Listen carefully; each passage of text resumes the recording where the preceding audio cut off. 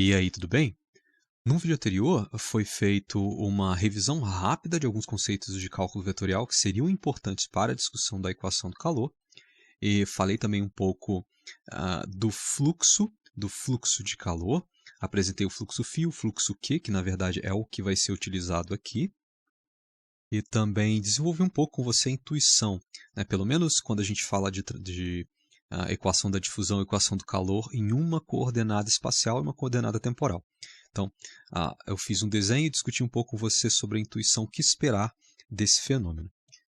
E então agora, para que a gente consiga discutir e obter essa equação diferencial parcial que a gente chama de equação do calor ou da difusão, eu vou listar aqui algumas simplificações para que a gente possa discutir o fenômeno. E a primeira simplificação é a ideia de material homogêneo, ou seja, a gente está falando de uma região do espaço, é o que eu vou falar aqui, que tem um desenho à direita, e toda essa região a gente idealiza como feito de material homogêneo, que, portanto, existem propriedades físicas que não mudam ao longo desse material. Uma delas é o calor específico, e aqui, só para ilustrar a ideia de unidade de medida que a gente está trabalhando, eu vou colocar aqui como Joule por quilograma Kelvin. A densidade, quilograma por metro cúbico, e esse coeficiente K, que é a condutividade térmica dada em joules por segundo Kelvin metro, ou poderia ser watts por Kelvin metro também. Então esse K aqui pequeno é da temperatura de Kelvin, ok? E uma outra simplificação, essa segunda aqui, é que nenhum calor é produzido ou destruído dentro do corpo. O que eu quero dizer é o seguinte, para essa análise não vai valer incluir fenômenos como alguma reação química ocorrendo dentro do corpo que possa causar aquecimento, ou talvez algum tipo de radiação que esteja aquecendo o corpo de alguma maneira. Enfim, não vai ter nada disso. Vão ser as condições que foram explicitadas no vídeo anterior. No vídeo anterior eu falei, inclusive, da ideia desse fenômeno acontecendo numa barra, então a gente estava pensando numa única coordenada espacial. E essa barra, ao longo dela, né, a gente tinha algum material isolante, de forma que só não estaria isolado nos extremos dessa barra. E o objetivo é mais ou menos esse. Então, não pode haver produção de calor, né, produção ali interna ao corpo, não tem nada inserindo ou retirando energia desse corpo. A gente está analisando, então, essa região do espaço, que representa um corpo, sob essas condições. E a terceira simplificação é que o fluxo de calor ele é proporcional ao gradiente de temperatura. E essa é uma suposição razoável se a gente estiver falando de intervalos razoáveis de temperatura. É muito difícil dizer o que acontece se você estiver, sei lá, próximo do zero absoluto ou numa temperatura muito, muito alta, que comece a alterar essas propriedades que a gente falou que seriam constantes. Então, a gente está falando de faixas de temperatura em que essas suposições não se quebrem. E então, para esse fluxo de calor, como eu discuti então no vídeo anterior, eu estou usando o Q, e aqui eu coloquei uma setinha, porque anteriormente era uma variável espacial apenas, e a outra era o tempo. E aqui agora então eu estou falando de x, y, z, três variáveis espaciais, e agora o gradiente não é só a derivada segunda com relação a x, né? Então a gente tem que considerar todas as derivadas da função u, ou seja, o gradiente da função u. Então aqui eu fiz um desenho, uma idealização do que seria esse corpo W, e então aqui a gente tem a região do espaço W, que possui essas propriedades, é esse material homogêneo que a gente falou anteriormente. E aqui então a gente tem a superfície que eu vou chamar de d-ρw. Né?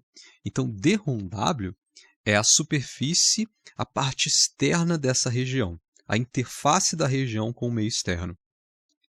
Ou seja, nós temos a região W, e essa região W está enclausurada pela superfície, pela interface da região com o meio externo, que é a superfície d-ρw. Muito bem, então a gente tem esses vetores, então fluxo de calor. E o fluxo de calor ele é K vezes o gradiente. Então o fluxo de calor ele é um campo vetorial, ou seja, ele associa cada ponto do espaço a um vetor com magnitude, direção e sentido. E então esse campo vetorial, esse fluxo de calor, ele na verdade ele define em cada ponto do espaço um vetor que vai dizer em que direção, né, a direção desse fluxo. Então pode ser alguma coisa aqui, tem um vetor k em cima aqui também. Então tem vários vetores pelo espaço. Então cada ponto do espaço fica associado a um vetor. É a definição, a ideia de campo vetorial já discutido, por exemplo, em cálculo.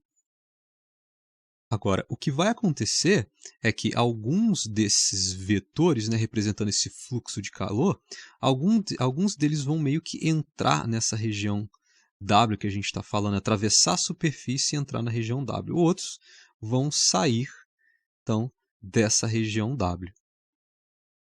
E para que a gente consiga analisar esse fenômeno de maneira correta, bom, eu vou definir aqui, então, um vetor. Por exemplo, eu vou pegar esse ponto aqui da superfície, esse ponto é azul, e vou definir um vetor. E esse vetor, deixa eu apagar um pouco dessas setas roxas aqui, esse vetor vai ser o vetor eta, dessa maneira, que é um vetor unitário apontando para fora dessa região W, ou seja, ele começa na superfície, ele parte de um ponto da superfície, apontando para fora da região. E esse vetor eta está definido em toda a superfície, então talvez eu posso definir um aqui também. Então esse aqui vai ser o eta em outro lugar, certo? E esse eta ele meio que vai depender da parametrização dessa superfície, né, para você dizer qual é o vetor em cada um dos pontos dessa superfície. E esse é um conceito que você certamente viu em cálculo vetorial. E então, se a gente compreende esse fluxo de calor como energia passando, né, como calor passando, e a gente tem uma região ali no espaço, então você vai ter alguma energia entrando nessa região, alguma energia saindo dessa região, e esse cubo vermelho ele pode ser imaginado como se fosse um pedaço de metal, né, algum metal que você esteja analisando, alguma coisa que você quer analisar a distribuição de temperatura e no qual se aplicam essas simplificações que a gente falou. E dentro desse bloco, a gente separou uma região e vai pensar o seguinte, bom, se eu separar uma região dentro desse bloco e analisar o que está acontecendo ali dentro dela, que tipo de observações eu posso fazer, que tipo de equações eu posso construir. E então nós temos esse fluxo, esse Q de x, y, z e t, esse campo vetorial que é o fluxo de calor, atravessando. Então vamos analisar o que está acontecendo então, nessa superfície e o que aconteceria dentro desse corpo. E a princípio você pode imaginar o seguinte, se dentro dessa região W tem uma determinada quantidade de energia que faz com que esse corpo assuma uma determinada temperatura, e você tem nesse campo vetorial representado por essas setinhas, então um fluxo desse campo atravessando a superfície e entrando nessa região, então aqui por exemplo, você tem algumas setinhas entrando nessa região, aqui talvez e aqui também sejam algumas setinhas entrando na região, só que você tem também aqui, talvez aqui e aqui algumas setinhas saindo dessa região, então basicamente tem alguma energia ali dentro, uma energia entrando nessa região e alguma energia saindo. E então acontece o seguinte, eu vou desenhar aqui próximo desse N daqui um vetor representando o fluxo mais ou menos assim. Eu vou pegar aqui saindo desse mesmo ponto da superfície. E aqui eu vou associar em volta desse ponto que a gente está olhando um pequeno retângulozinho, uma pequena área dessa superfície. Quando a gente pensa num zoom, vamos pensar assim, nessa região aqui que a gente está olhando do desenho, bom, a gente teria esse seria o eta, o unitário apontando para fora da região, né, partindo de um ponto na superfície. E aqui, talvez mais ou menos assim, o fluxo Q, esse campo vetorial. E acontece o seguinte, também de cálculo vetorial, você talvez se lembre, eu creio que sim, espero que sim, que quando você quer considerar quanto de energia está atravessando, no caso a gente está falando então de fluxo de calor, está atravessando essa pequena área aqui. Bom, na verdade a gente projeta o campo vetorial, esse vetor Q aqui, na direção do unitário, que é ortogonal à superfície, que é esse vetor eta. Então, na verdade, a gente projeta esse vetor na direção de eta, então, essa proporção, essa porção do Q que está na direção do vetor normal à superfície, é o que efetivamente está atravessando a superfície por unidade de área. né, por aquela áreazinha infinitesimal que a gente viu. Agora, se eu pegar um outro, deixa eu apagar esse vetor aqui, e eu vou agora colocar esse vetor mais ou menos assim, aqui, ó. Acabei de desenhar um vetor aqui, e também vou desenhar uma porção, um pedaço de área aqui, em volta desse ponto. E aí, então, a gente tem, bom, aqui temos essa situação, e aqui eu vou colocar uma outra situação agora. Nesse caso, o que a gente tem é mais ou menos assim, um pedaço de área infinitesimal, um determinado ponto com o vetor eta aqui, o unitário, perpendicular, ortogonal à superfície, e esse vetor do campo vetorial Q, ele está meio que querendo atravessar a superfície. Enquanto aqui parecia que ele saía, aqui é como se ele estivesse entrando, que é esse desenho aqui, ó, que eu desenhei. Desenho que eu fiz ali em cima. E aqui nesse caso, deixa eu diminuir um pouco esse vetor aqui. Aqui nesse caso, esse vai ser o quê? A gente faz a mesma coisa, a gente projeta esse vetor Q na direção do unitário. E então o que a gente obtém é essa porção do vetor Q que efetivamente está atravessando essa porção infinitesimal de área dessa superfície. Agora, observe que aqui em cima, esse vetor Q projetado sobre N tem a mesma direção, foi projetado, tem que ter a mesma direção e sentido de N, de eta, no caso. Então, ele está saindo da superfície, é como se esse fosse uma quantidade de energia saindo, deixando a região W. Enquanto aqui, você vê que quando você projeta o Q na direção do eta, ou do N, se você preferir, bom, a direção vai ter que ser a mesma porque a gente fez uma projeção, só que o sentido é contrário, como se ele estivesse querendo entrar na superfície. Caso esteja um pouquinho difícil de ver, que eu não sei se está, bom, é esse vetor aqui, eu vou acender ele aqui, é esse vetor que eu estou falando nesse caso, e no outro caso é esse vetor aqui. Então, esse aqui é o primeiro caso que eu fiz. E esse aqui é esse segundo caso que eu fiz aqui. Agora, para esse primeiro caso, você vai ver que esse ângulo aqui, ó, ele é um ângulo menor que 90, né? Esse Q está meio que na direção do vetor eta. Então, se você fizer Q vezes o eta, isso vai ser um número positivo, um número maior do que zero, né? Lembrando que é módulo de Q vezes módulo de N cosseno de θ, que é o ângulo entre os vetores, n é unitário, então é 1 mesmo. Então é basicamente módulo de Q cosseno de θ, e esse ângulo θ ele é menor que 90, então o cosseno fica entre 0 e 1, vai ser 0, alguma coisa. Então, nesse caso, a gente vai ter uma porção positiva do Q. E então, nesse caso, o que a gente vai ter é energia saindo dessa superfície. Enquanto que nesse caso de baixo, se você fizer o Q vezes o N, na verdade, essa energia saindo da região, né? Atravessando a superfície e indo para fora da região. E nesse caso, Q vezes o N de baixo, você vai ter um número negativo. E indicando, então, que na verdade a energia está entrando na região, né? Está atravessando a superfície na direção contrária, entre aspas, contrária ao vetor unitário que aponta para fora. Ou seja, então, essa energia está atravessando e indo para o interior dessa região W. E muito bem, eu creio que esses dois conceitos aqui não tenham sido muito difíceis de se entender. Eles vêm lá de cálculo, mas vem um pouco de geometria analítica também, de cálculo vetorial e também de geometria analítica. Agora, como fazer para poder calcular essa quantidade total de energia que está atravessando essa superfície que enclausura a região W, ou seja, a quantidade total de energia, ou de calor, que é o nosso caso aqui, atravessando a superfície d ρ W. A quantidade de energia por unidade de tempo por unidade de área. Bem, o cálculo vetorial ele tem uma ferramenta para calcular esse fluxo total através da superfície, que é chamada integral de superfície. Então, o fluxo total ele vai ser a integral de superfície dessa superfície d ρ W do campo vetorial, que é de x, y, z e t, vezes o unitário ds, dessa maneira.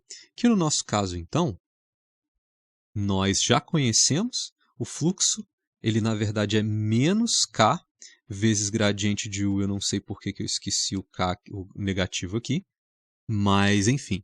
Então, nesse caso, é a integral de superfície ao longo dessa superfície d ρ W. Então, de menos K vezes o gradiente de U vezes ds, dessa maneira. Agora, esse fluxo Q, ele, idealmente, pelo menos, né, ele é um fluxo de uma função de classe C1. Então, o gradiente, U é uma função de classe C2, o gradiente de U, né, cada uma das funções ali constantes em cada uma das coordenadas é uma função de classe C1.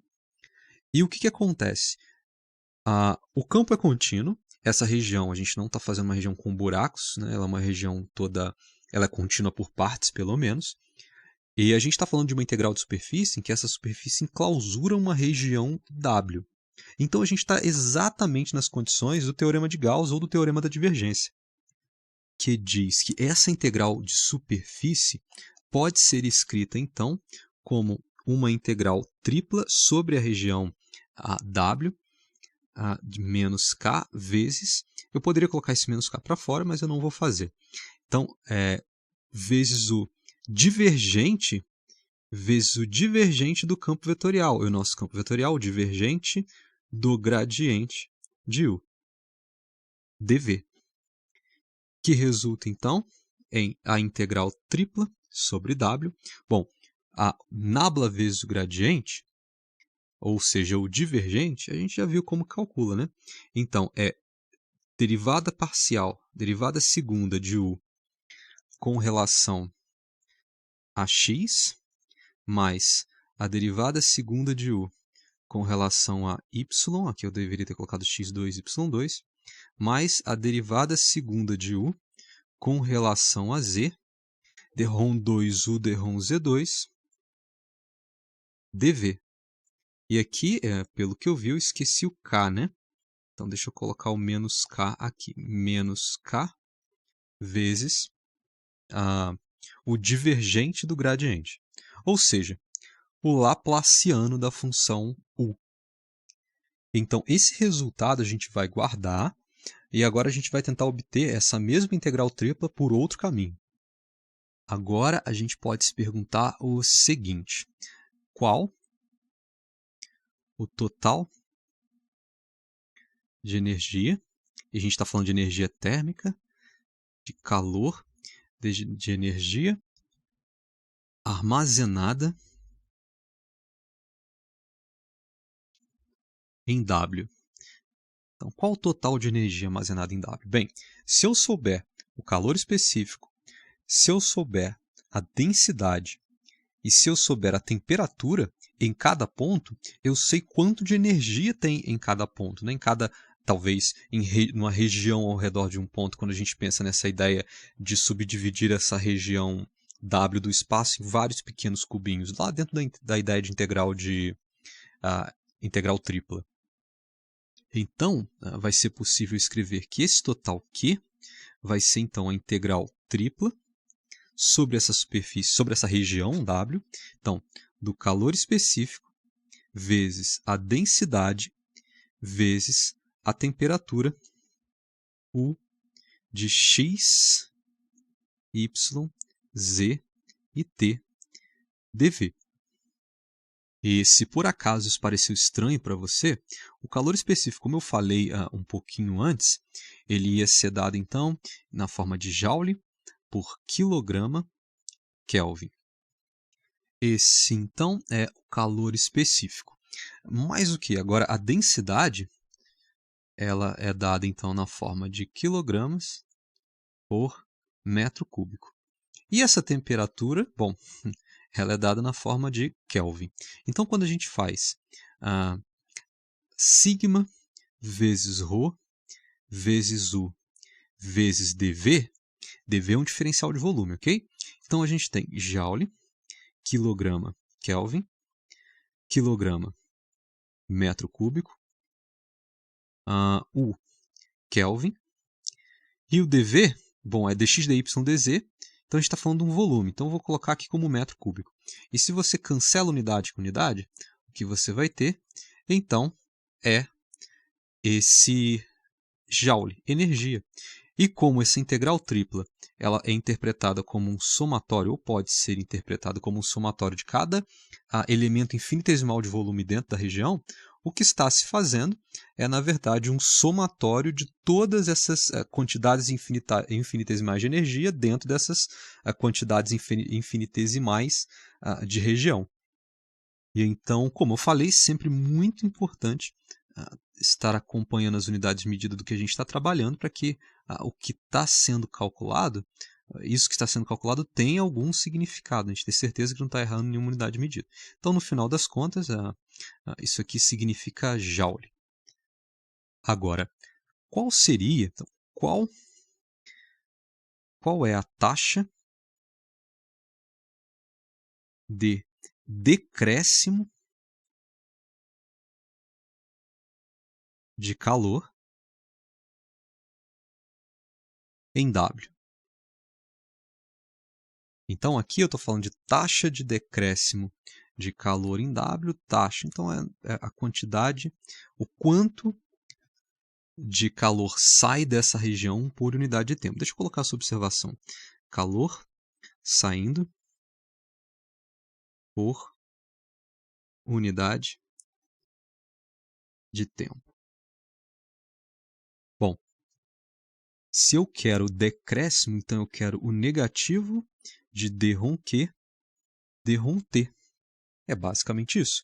Que é, então, o negativo da derivada com relação ao tempo da integral tripla sobre a região W de sigma ρ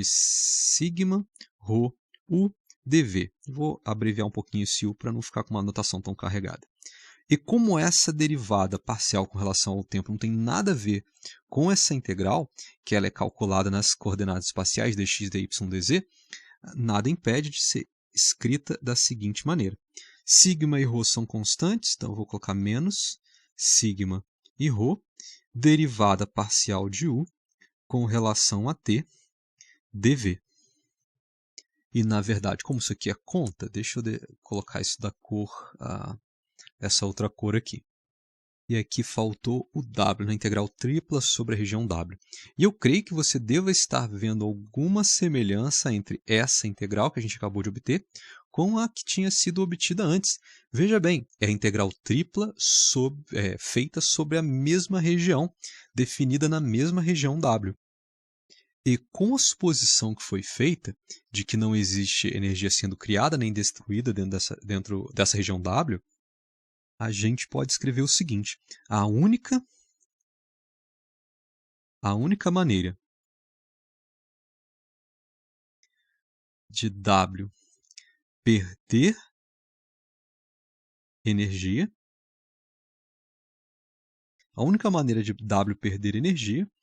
é se houver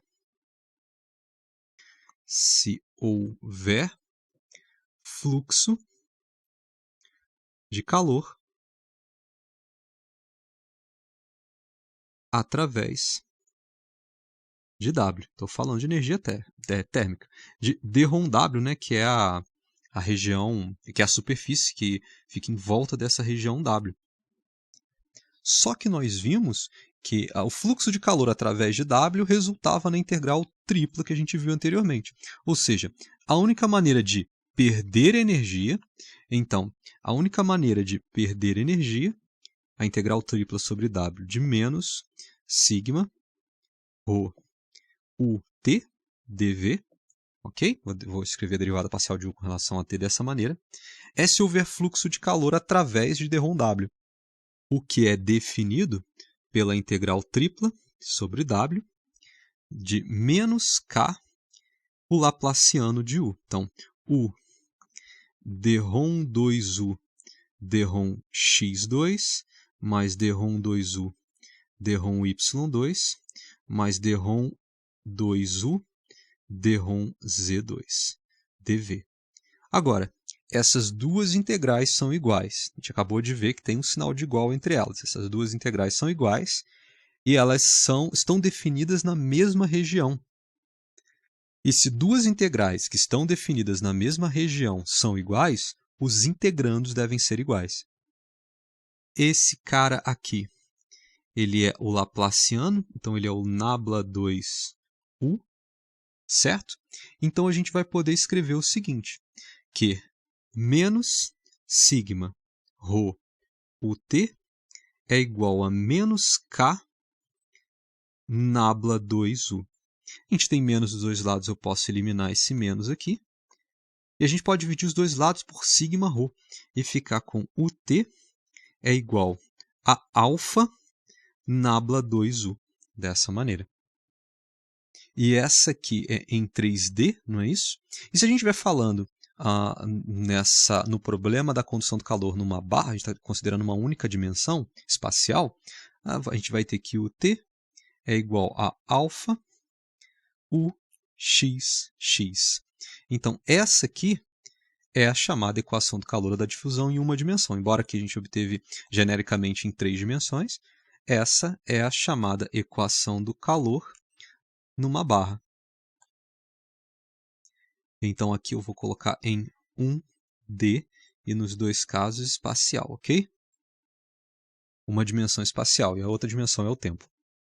E também é importante fazer, vamos fazer a conta aqui então, o alfa, ele é o K, essa constante K, dividida por sigma e ρ. Então, nesse caso, essa unidade de medida, deixa eu ajeitar isso aqui, vai ser então Joule, o K é Joule por Kelvin, segundo metro, nem sei se foi nessa ordem que eu coloquei, mas eu sei que são essas três aí, Kelvin, segundo metro. Agora, dividido por sigma, sigma é Joule sobre quilograma Kelvin, então eu vou botar quilograma Kelvin sobre Joule, e o ρ é quilograma por metro cúbico, que aí eu estou invertendo porque ele está ali no denominador, não é isso? E então, bom, tem coisa para cortar? Tem. Então, esse metro aqui, eu posso cortar e ficar só com metro ao quadrado, quilograma com quilograma, Kelvin com Kelvin, Joule com Joule. E então, metro é isso aí, terminamos. O alfa, ele tem unidade de medida, metro quadrado por segundo. E esse alfa é chamado de difusividade térmica. E então, essas são as EDPs, sendo que aqui, nesses vídeos, então vou me focar em resolver essa EDP que tem uma dimensão. Então aqui eu escrevi em 3D e em 1D, né? Então aqui em 3D e 1D espacial, mais uma dimensão, que é o tempo. E então é basicamente isso. Derivamos então a equação diferencial parcial, que descreve esse fenômeno sobre essas suposições que a gente fez, essas simplificações, chamada equação do calor ou equação da difusão. E o objetivo do vídeo era esse, a gente pelo menos conseguir a equação diferencial parcial que precisa ser resolvida para que a gente possa obter a função U de x, y, z e t, que descreve então a distribuição de temperatura dentro de uma região do espaço W, ou, mais especificamente, para os objetivos dessa série de vídeos, a função U de x e t, que aí nesse nosso caso é uma única dimensão espacial, então a gente está pensando na distribuição de temperatura ao longo de uma barra de seção transversal desprezível. E eu espero que você tenha entendido tudo que foi discutido então nesse vídeo. Eu te desejo bons estudos e é isso aí.